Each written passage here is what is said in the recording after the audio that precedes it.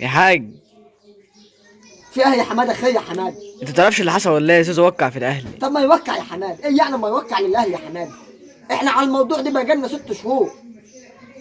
اللي انا برضك سمعته اللي بيقول لك هياخد 80 مليون جنيه وهيلعب مع الاهلي في كاس العالم، ان الاساطير بتاعه الزمالك ما شمتش الملعب هناك اصلا، وهيلعب مع انتر ميامي وما عرفش مع مين يا حماد.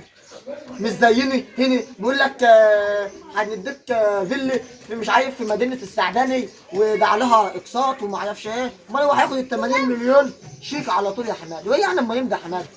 لما كريستيانو يا حماده راح النصر السعودي ما عملوش اللي احنا عملناه ده يا حماده. هو احنا مضينا مع جورجيني؟ ده زيزو يا حماده، يعني عادي يعني يا حماده.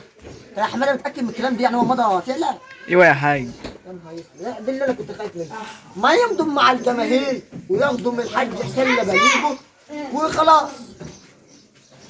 وانت يا حماده اما اي حاجه تحصل من دي تاني يا حماده، اي لاعب يمضي يا حماده ما تجيش تطب كده يا حماده. انا دلوقتي اروح اغير الكالسين يا حماده، وايه يعني اما يمضي؟ طب لا، الاهلي فيه بطولات وبيلعب في افريقيا، واحنا الحمد لله اي حاجه نخسر سوف نظل اوفياء والحكام علينا. ساعة ما نكسب ده الجماهير مش عارف ايه، وطالع الحاج حسام ميدو ولا ميدو يقول لك ايه احنا معانا شيكات مفتوحه. شيكات مفتوحه ايه يا حماده؟ طلعت الشيكات مش مفتوحه، ده في حاجه تانيه مفتوحه يا حماده.